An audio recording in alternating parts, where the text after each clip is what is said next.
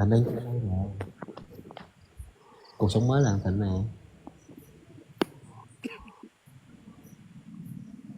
Tụi mày comment cái hình này chỉ còn Di Anh thôi thì mẹ mà cái giờ này Di Anh là gì thích.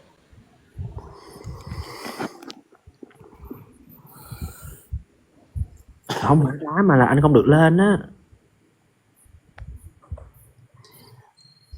Nó không phải đá mà là nó để anh ở hết thời gian chờ. TikTok nó văng nó đẩy ông ra ngoài. Đang ngủ sắp mặt là tao biết ngay mà comment này chỉ có một lồn Di Anh thôi. Do chị nó có biết cách chỉnh sửa ảnh thôi à.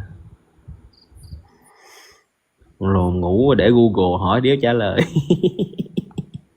Anh Trung đổi nick đi anh Trung, chắc cái nick này của anh nó bị gì á.